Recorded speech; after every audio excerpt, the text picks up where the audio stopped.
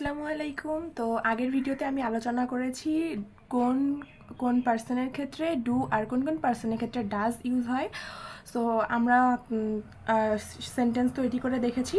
So আজকে আমরা দেখব যে ইন্ট্রোগেটিভ সেন্টেন্স ক্ষেত্রে ডু অ্যান্ড ডাজ কিভাবে ব্যবহৃত হচ্ছে।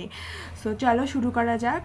তো আমি বলেছিলাম যে আই, ইউ, উই, দে অর্থাৎ first person singular and plural number, second person এবং থার্ড পারসন প্লুরাল নাম্বারের ক্ষেত্রে আমরা ডু ব্যবহার করি এবং ডাজ ব্যবহার করি থার্ড পারসন সিঙ্গুলার নাম্বার এবং যে কোনো নেমের ক্ষেত্রে, যেমন হি, শি, ইট এবং any name.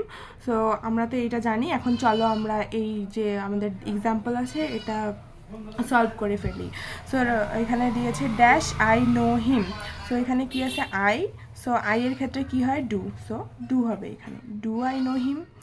Then dash he or she need anything, he or she এখানে আসে, তাহলে এটা কি third person singular number, third person singular নাম্বারের ক্ষেত্রে কি হয় does. Then dash he have a cat, so he third person singular number, so does. Then dash we need to wait, we কি, উই হচ্ছে আমাদের, এখানে দেখো আমরা দিয়ে দিয়েছি উই এর ক্ষেত্রে ডু হয়, সো এখানে হবে ডু। সো আজকের সেশন এতটুকুই। আমার প্রিভিয়াস ভিডিওর লিঙ্ক হচ্ছে ডিসক্রিপশন বক্সে দেওয়া আছে এবং তোমরা নতুন কোনো টপিক জানতে চাইলে অবশ্যই কমেন্ট করে আমাকে জানাবে। আল্লাহ হাফিজ।